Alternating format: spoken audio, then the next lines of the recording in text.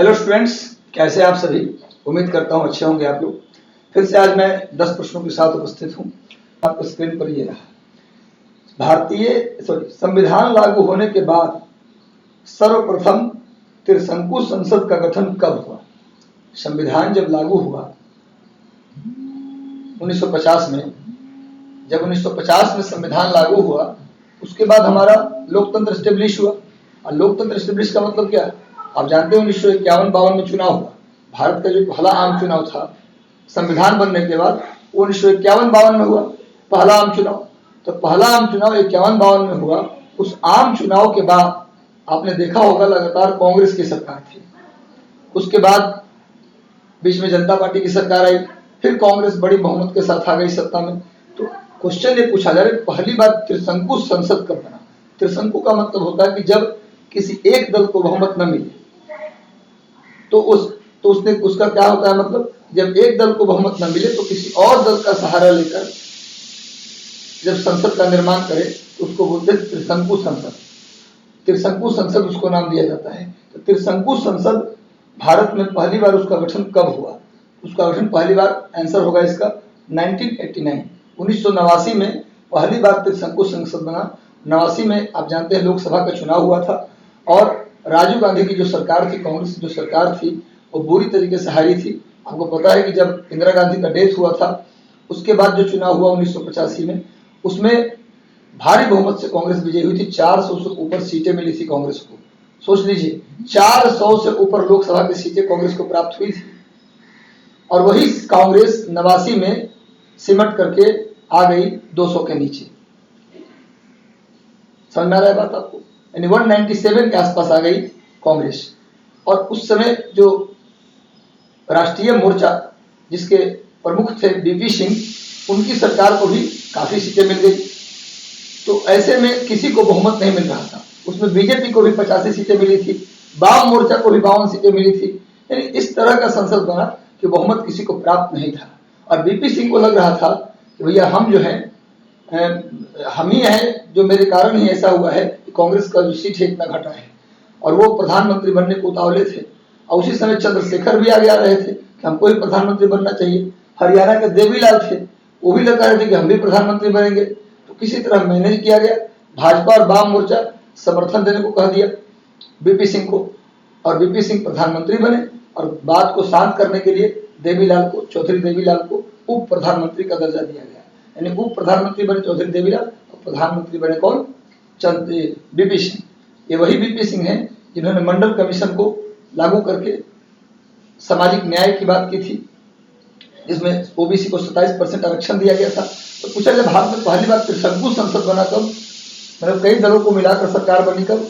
ये बना 1989 में। इसको आप ध्यान रखिएगा, ठीक है। वैसे त्रिशंकु संसद की बात किया जाए तो सबसे पहले त्रिशंकु संसद की शुरुआत जो हुई थी वो हुआ था ब्रिटेन से। त्रिशंकु संसद की शुरुआत कहाँ से हुआ था? ब्रिटेन से पहली बार हुआ था। ब्रिटेन में पहली बार त्रिशंकु संसद की बात हुआ 1910 में। 1910 में जो ब्रिटेन की सरकार बनी, उसमें पहले होता था लिबरल पार्टी, कंजर्वेटिव पार्टी। लेकिन एक नया दल बन के आया सामने जो आयरलैंड से आता था, उसका नाम था लेबर पार्टी। आयरलैंड भी पहले इंग्लैंड का हिस्सा हुआ करता था। तो आयरलैंड में कुछ लोगों ने चुनाव लड़ा और चुनाव जीता, और उनका जो ग्रुप बना उनको लेबर पार्टी नाम दिया गया। तो लेबर पार्टी सामने आई उभर के, और किसी दल को 1910 में ब्रिटेन में नहीं मिला था बहुमत। अंततः लेबर पार्टी का समर्थन लेना पड़ा।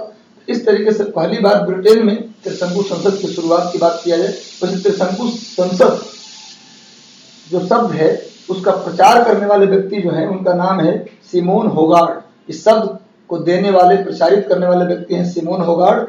उनके द्वारा 1974 में बड़े लेवल पे इस त्रिशंकु संसद का प्रचार किया गया था। शब्द का अपने द गार्जियन एक अखबार था, उसमें इन्होंने प्रचार किया था।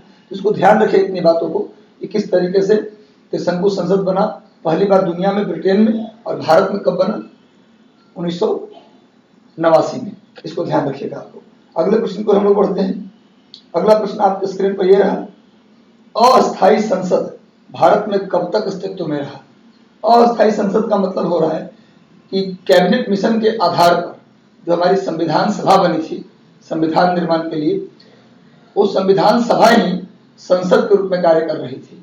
जब संविधान सभा बना भारत के संविधान के निर्माण के लिए, तो संविधान सभा ही अस्थायी संसद के रूप में कार्य कर रही थी।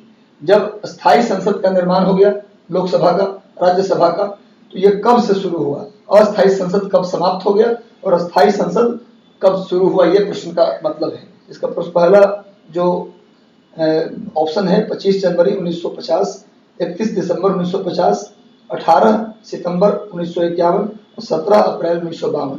इसका सही उत्तर है 17 अप्रैल 1952। भारत का जो अस्थायी संसद था, कौन सा संसद? संविधान सभा। जो संविधान बनाने की सभा बनी थी वही संसद का काम कर रही थी। तो अस्थायी संसद के रूप में कब तक कार्य किया? तो 17 अप्रैल 1952 तक कार्य किया। उसके बाद हमारा अस्थायी संसद अस्तित्व में आ गया। क्लियर है? इसको ध्यान में रखिएगा। अगला प्रश्न पर हम लोग आते हैं, भारत की पार्लियामेंट का उद्घाटन कब हुआ? भारत का जो पार्लियामेंट है, पुराना वाला, भी तो नया पार्लियामेंट तो बन ही रहा है। मोदी जी ने नए पार्लियामेंट का, जिसको आप सेंट्रल विस्टा प्रोजेक्ट कह रहे हैं, जिसको टाटा पूरा कर रहा है, टाटा को टेंडर मिला है इसको पूरा करने का। तो ये जो सेंट्रल विस्टा प्रोजेक्ट है, जो ट्रायंगुलर शेप में हमारी संसद का निर्माण हो रहा है, इसमें इसकी जो आधारशिला रखी है मोदी जी ने रखी है, और 2022 तक नए संसद का निर्माण हमारा पूरा हो जाएगा। जो नया संसद आप देख रहे हैं, उस संसद में जो आकार होगा, उसमें जो बैठने की जो जगह होगी, उसमें लोकसभा में 888 सांसदों को बैठने का जगह दिया जाएगा, नोट कर लीजिएगा। राज्यसभा में 384 सांसदों के लिए जगह बनाया जा रहा है। और जो संयुक्त बैठक होगा, या संसद का जो संयुक्त अधिवेशन बुलाया जाएगा, जिसको सेंट्रल हॉल बोलते थे, आज का जो संसद अभी है उसमें लोकसभा है, राज्यसभा है, एक सेंट्रल हॉल है। उसी तरह से यहाँ भी होगा, लोकसभा जिसमें 888 मेंबर बैठेंगे, राज्यसभा जिसमें 384 मेंबर बैठेंगे, और जो पहले सेंट्रल हॉल होता था, उसी तरह से यहाँ भी एक सेंट्रल हॉल बनेगा नए वाले संसद में भी। उसमें जो है बैठने का 1272 लोगों का जगह होगा। तो नया जो संसद बन रहा है सेंट्रल विस्टा, वो उसको 2022 तक पूरा करना है। ये जो प्रश्न है ये पूछा जा रहा है कि जो पुरानी संसद हमारी है, उसका आधारशिला, उस आधारशिला नहीं, उसका जो उद्घाटन किया गया वो कब किया गया? इसका सही उत्तर होगा 1927। सही उत्तर कब होगा? 1928 लिख लीजिए, 18 जनवरी 1927 को। उस समय तत्कालीन गवर्नर थे लॉर्ड इरविन। लॉर्ड इरविन उस समय तत्कालीन गवर्नर थे। यानी संसद का निर्माण पूरा हो गया 1927 में। ये भी क्वेश्चन आता है कि किस गवर्नर के समय संसद का निर्माण पूरा हुआ? शुरू हुआ नहीं बनना, पूरा हुआ लॉर्ड इरविन के समय 1927 में। इसका उद्घाटन कब किया गया? 18 जनवरी 1927 को। इसका सही उत्तर होगा 1927। वैसे बता दूं कि पुराना संसद जो था, उसकी आधारशिला रखने का व्यक्ति, मतलब बनना शुरू हुआ जिसने आधारशिला रखी, उनका नाम है द ड्यूक ऑफ कैनॉट। लिख लीजिए, भारतीय जो पुराना संसद है उसकी आधारशिला रखने वाले व्यक्ति कौन है? The Duke of cannot. आधारशिला रखने वाले व्यक्ति कौन है? The Duke of cannot. नाम लिखा रखिए। आधारशिला कब रखी गई थी? 12 फरवरी 1921 को। 12 फरवरी 1921 को आधारशिला रखी गई थी और 18 जनवरी 1927 को इसका उद्घाटन किया गया था। जब आधारशिला रखी गई थी तो किसने आधारशिला रखा? The Duke of cannot. याद रहेगा कब रखा? 12 फरवरी 1921 को और 18 जनवरी 1927 को इसका उद्घाटन किया गया था। तो हम लोग अगले प्रश्न पर बढ़ते हैं। अगला प्रश्न हमारे स्क्रीन पर यह रहा, संसद के दोनों सदनों का सत्रावसान कौन करता है? पार्लियामेंट से आज कुछ ज्यादा सवाल है। संसद के दोनों सदनों का जो सत्रावसान है, सत्र आप जानते हैं कि संसद के 3 सत्र होते हैं। वार्षिक सत्र की बात करें तो 3 सत्र होते हैं।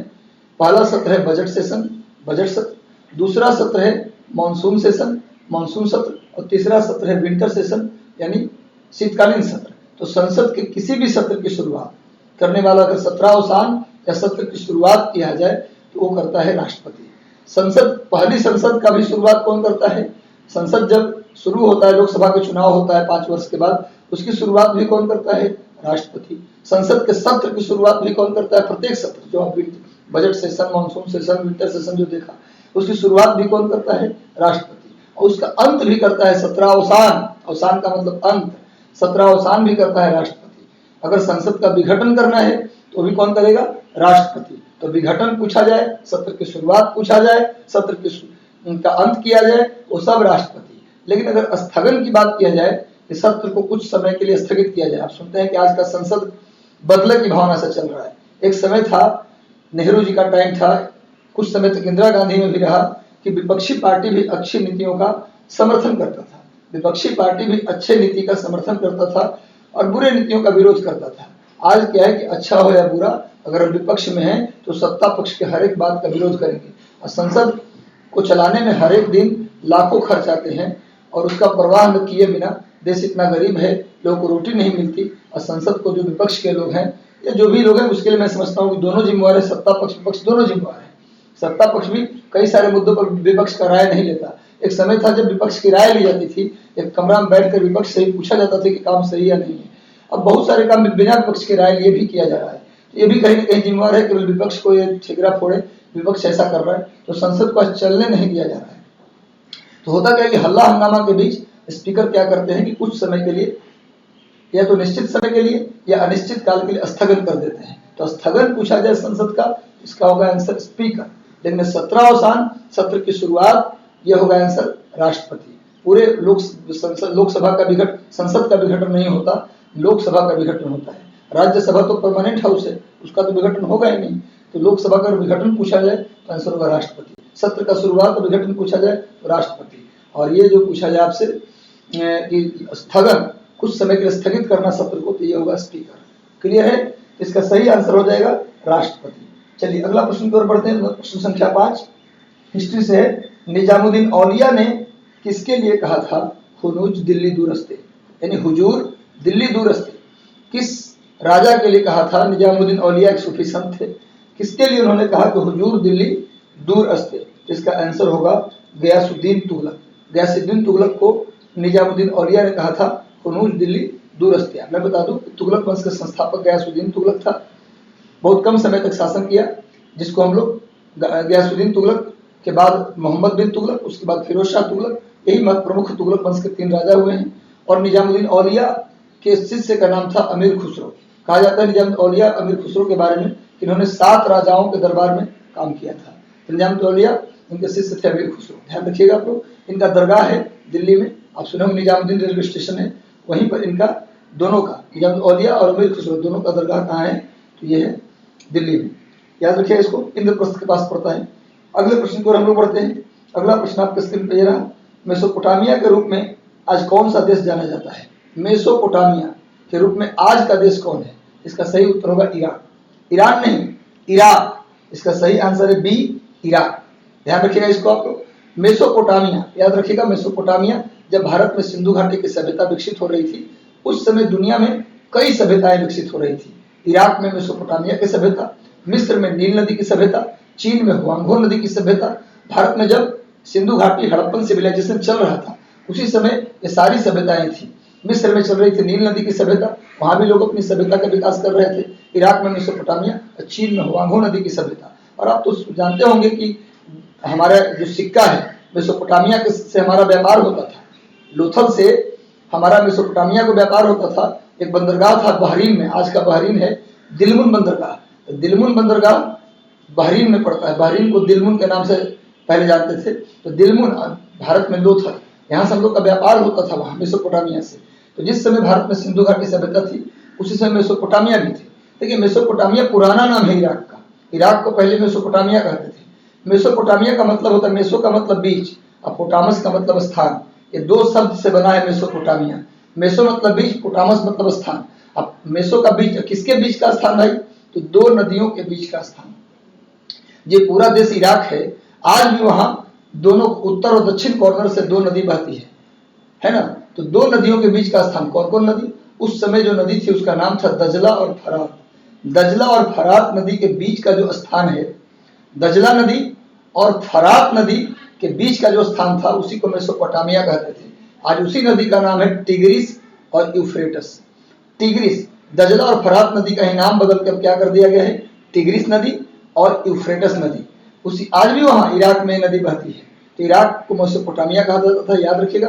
और ईरान को प्राचीन काल में फारस या पर्सिया कहा जाता था। ईरान पूछे तो पर्सिया या फारस, और इराक पूछे तो मेसोपोटामिया। एकदम कॉन्सेप्ट क्लियर रखिए। अगला प्रश्न पर हम लोग बढ़ते हैं। अगला प्रश्न आपके स्क्रीन पर ये रहा। पंचायती राज में कुल कितने विषय हैं? इसमें ऑप्शन है ए 29, बी 32, सी 18, डी 15। ये 4 ऑप्शन आपके सामने, आप जानते भी होंगे। पंचायती राज में कुल कितने विषय हैं? इसका सही आंसर होगा ए, 29 विषय। पंचायती राज में कुल विषयों की संख्या 29 है, जहां उनका विकास करना है, जिस पर उनको काम करना है। कितने विषय दिए गए? 29। उसी तरह पूछा जाए नगर निगम में कितने विषय हैं, तो उसके 18 विषय हैं। तो नगर निगम को दिए गए हैं 18 विषय और पंचायती राज को दिया गया है कितना विषय? 29 विषय। ध्यान रखिएगा। और पंचायती राज की जो व्यवस्था थी पहले नीति निर्देशक सिद्धांत यानी संविधान के भाग 4 के अनुच्छेद 40 में था। यानी जो भी चीज या जो भी तथ्य नीति निर्देशक सिद्धांत यानी directive principle of state policy में होता है, उसमें कहा गया है कि राज्य की मर्जी है कि उसे अपने यहाँ लागू करे या न करे। इसीलिए जब नीति निर्देशक सिद्धांत यानी डीपीएसपी में जब अनुच्छेद 40 में पंचायती राज था तो सभी राज्य में पंचायती राज नहीं हुआ करता था। लेकिन पंचायती राज और ग्राम स्वराज की जो अवधारणा थी गांधी जी का, बाद में सरकारों को लगा कि ज्यादा इंपॉर्टेंट है। जब तक सत्ता राजनीति गांव में नहीं पहुंचेगी तब तक देश का वास्तविक विकास संभव नहीं है। यानी सत्ता का विकेंद्रीकरण वास्तविक रूप से तभी माना जाएगा जब गांव के लोगों को राजनीति आए। इसीलिए बाद में 73वां और 74वां संविधान संशोधन किया गया और इस संशोधन के तहत भाग 9 और भाग 9A में जोड़ा गया। भाग 9 में पंचायती राज जोड़ा गया और भाग 9A में जोड़ा गया नगर निगम, और उसके लिए एक अलग से अनुच्छेद जोड़ा गया। अनुच्छेद 243 A से लेकर Z तक दिया गया। अनुच्छेद 243 A से लेकर O तक है पंचायती राज और P से लेकर Z तक है नगर निगम। इसको आप लोग ध्यान में रखिएगा। नया अनुच्छेद बन गया, यानी कि अब पंचायती राज 2 अनुच्छेद में है, एक अनुच्छेद 40 में और दूसरा अनुच्छेद 243 A से लेकर O तक। और अब 2 भाग में भी हो गया, एक भाग 4 में और दूसरा भाग 9 में। उसी तरह नगर निगम किसमें है? भाग 9A में है, 243 P से लेकर Z तक। विषय कितने नगर निगम में है? 18 और पंचायती राज में 29। इतना ध्यान रखिए। वैसे बता दूं कि पंचायती राज का वास्तुकार पूछा जाए, शिल्पकार पूछा जाए तो आंसर होता है बलवंत राय मेहता। बलवंत राय मेहता पंचायती राज के शिल्पकार माने जाते हैं। वैसे ग्राम पंचायत या पंचायती राज या पहला ग्राम पंचायत की स्थापना भारत में राजस्थान के नागौर में हुआ था और दूसरा ग्राम पंचायत जो बना था वो आंध्र प्रदेश में बना था। वैसे कहा जाए कि ग्राम पंचायत या लोकल गवर्नेंस की शुरुआत भारत में प्राचीन काल में किस वंश के लोगों ने किया? तो वो किया चोल वंश के लोगों ने। चोल वंश, चोला वंश जो था उसने पंचायती राज की शुरुआत की। अगर पंचायती राज का पूछा जाए आधुनिक तरीके से किसने शुरुआत की तो ये लॉर्ड रिपन के समय। लॉर्ड रिपन जब गवर्नर थे तो उनके समय में पंचायती राज की शुरुआत आधुनिकतम तरीके से किया गया। तो इतनी बातें आप लगभग ध्यान में रखिएगा। बहुत सारे प्रश्न आपके निकलने वाले हैं। बस आप लोग जुड़े रहिए, लगातार कमेंट करते रहिए। जो भी आपको लगे फील आए क्वेश्चन पढ़ के समझ के आप कमेंट जरूर कीजिए। कहीं डाउट हो तो कॉल जरूर कर लीजिए। आप लोग कॉल करके पूछ लीजिए तो उसमें क्लियर हो जाएगा। अगला प्रश्न पर हम लोग आते हैं। इनमें से कौन सी जलधारा गर्म जलधारा है? इनमें से कौन सी जलधारा गर्म जलधारा है पूछ रहा है। तो ऑप्शन है कनारी जलधारा, ग्रीनलैंड जलधारा, बेरिंग जलधारा, अगुलहास जलधारा। कौन इसमें गर्म जलधारा है? इसमें ऑप्शन है कनारी जलधारा, ग्रीनलैंड जलधारा, बेरिंग जलधारा, अगुलहास जलधारा। इसका आंसर कीजिए आप लोग। कनारी तो ठंडी जलधारा है, कनारी ठंडी जलधारा है। ग्रीनलैंड भी ठंडी जलधारा है, ग्रीनलैंड भी ठंडी जलधारा है। बेरिंग जलधारा और अगुलहास जलधारा। अगुलहास जलधारा गर्म है। इसमें आंसर जो डी है अगुलहास गर्म जलधारा है। ऐसे बता दूं कि बेरिंग जलधारा जो इसमें ऑप्शन दिया गया है वो भी गर्म जलधारा है। इसका आंसर सी और डी दोनों ले सकते हैं आप। इसको लिख लीजिएगा सी और डी। बेरिंग जलधारा भी गर्म है और अगुलहास जलधारा भी गर्म है। बेरिंग भी गर्म ही जलधारा है। इसका जो आंसर है दो आंसर सही इसमें सेट कर दिया गया है। कोई दिक्कत नहीं, इसी बहाने जलधारा आपको याद हो गया। इसमें कनारी और ग्रीनलैंड क्या है? ठंडी जलधारा है। और बेरिंग और अगुलहास क्या है? गर्म जलधारा है। क्लियर है? अगुलहास जलधारा हिंद महासागर में अफ्रीका के दक्षिणी किनारे से चलती है। और बेरिंग जलधारा आप जानते हैं बेरिंग स्ट्रेट में चलती है, वो अटलांटिक महासागर में ही, सॉरी अटलांटिक में, एक सेकंड रुकिएगा, प्रशांत महासागर में। बेरिंग जलधारा प्रशांत महासागर में, अगुलहास जलधारा हिंद महासागर में, कनारी जलधारा अटलांटिक महासागर में और ग्रीनलैंड जलधारा भी अटलांटिक महासागर में। इसको आप याद रखिएगा। अगले प्रश्न पर बढ़ते हैं। सिटी ऑफ गोल्डन गेट के नाम से कौन जाना जाता है? सिटी ऑफ गोल्डन गेट के नाम से सैन फ्रांसिस्को जाना जाता है। इसका जो सी आंसर है वो सही है। सैन फ्रांसिस्को को सिटी ऑफ गोल्डन गेट के नाम से जानते हैं। और मैं बता दूं आपको कि सैन फ्रांसिस्को, लॉस एंजलिस ये दोनों पड़ते हैं भूमध्य सागरीय जलवायु में। भूमध्य सागरीय जलवायु में पड़ता है ये अमेरिका के पश्चिमी किनारे प्रशांत महासागर के तट पर सैन फ्रांसिस्को भी पड़ता है, लॉस एंजलिस भी पड़ता है। ये सब कैलिफोर्निया का इलाका है जो प्रशांत महासागर के तट पर है। तो सिटी ऑफ गोल्डन गेट के नाम से किसको जानते हैं? San Francisco. जो लॉस एंजलिस आप देख रहे हैं उसको बोलते हैं हॉलीवुड सिटी। इन बॉलीवुड भारत में है और हॉलीवुड जो हमारा विश्व का सिनेमा उसको हॉलीवुड कहा जाता है। उसका हेडक्वार्टर कहाँ है? Los Angeles. तो लॉस एंजलिस और सैन फ्रांसिस्को दोनों आस-पास में ही शहर है और ये सब प्रशांत महासागर के किनारे हैं। और मैं बता दूं ये सब भूमध्य सागरीय जलवायु में है और भूमध्य सागरीय जलवायु की खास विशेषता है, मेडिटेरियन सी क्लाइमेट की खास विशेषता है, वहाँ जाड़े में वर्षा होती है और वहाँ खट्टे फल अधिक उगाए जाते हैं। इसीलिए इस जलवायु में ज्यादातर वाइन इंडस्ट्री फेमस है, शराब उद्योग ज्यादा फेमस है। तो चलिए इतना याद रखिएगा। अगले क्वेश्चन को हम पढ़ते हैं। आज के सेशन का अंतिम सवाल, 10वां सवाल, ग्रेट स्लेव झील इनमें से किस देश में स्थित है? ग्रेट स्लेव झील इनमें से किस देश में है? तो ऑप्शन ए है कनाडा, बी है अमेरिका, सी है इंग्लैंड और डी है भारत। इसका सही उत्तर होगा कनाडा। कनाडा में ग्रेट स्लेव झील है, नोट कर लीजिए। ग्रेट स्लेव झील कनाडा में अथावस्का झील है, अथावस्का, और कनाडा में ग्रेट बियर झील है। तो कनाडा में ग्रेट बियर झील, अथावस्का झील और ग्रेट स्लेव झील, ये 3 प्रमुख झील हैं। इसका नाम नोट करिएगा। और जो ग्रेट लेक आप पढ़ते हैं, superior lake, Michigan lake, eri lake, Ontario lake, ये जो पढ़ते हैं 5 झीलों का समूह ग्रेट लेक, उसमें से भी कुछ झील का बाउंड्री कनाडा में है और अमेरिका दोनों में है। इसको आप लोग ध्यान रखिएगा। तो आज का सेशन हम लोग यहीं समाप्त करते हैं।